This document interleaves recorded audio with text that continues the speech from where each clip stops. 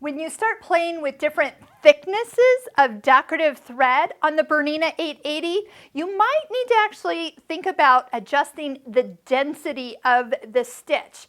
Now, it's actually in the same place where our pattern extend is featured. So I'm actually going to pull up this stitch because we've actually just stitched it. So it is in our decorative stitch menu in the 400s and touch 414. So here's the stitch that we actually stitched out at the default setting, but pattern extend actually takes the stitch and adds the amount of stitches. So we're not just lengthening out the stitch and making it more like open, like you would see if you just adjusted the stitch length. See how that would get very gappy?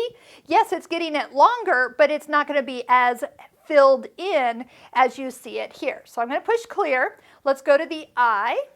And stitch density is found right here with the pattern where the two arrows are pointing away from each other.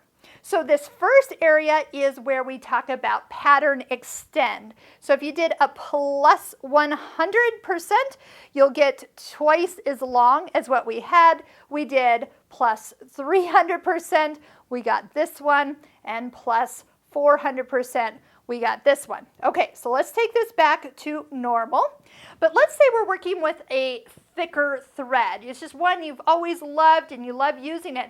And you sew out this pattern and it actually is kind of too close together, might even be too thick that it won't even flow for you. It actually piles up and makes a big ball of going nowhere. So that's what this is for. So watch on screen and I'm going to kind of add it to it. So this is how many millimeters you have increased the density. So that means there's more space on that stitch, but it actually doesn't change the length. Do you see as I bring it back down? The stitch itself stays the same length. We're not adjusting that finished length there. But what we can do is spread it out just a little bit, and it actually won't take as long to stitch this out because your thread will fill in the difference.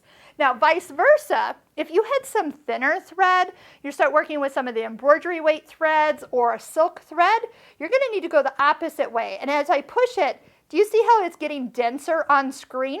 So you're actually putting more stitches to fill in that amount, but again, you're not changing the actual length of the stitch. Now you can do these together, so if you want to make it a longer version of the stitch, but you still need to have it dense enough that it fills in a nice solid finish based on the thread you're looking at, you can have complete control over how the stitch works. Now you can do that with any stitch. So as you go to here, we'll just pick a different one and we'll go into the pattern extend.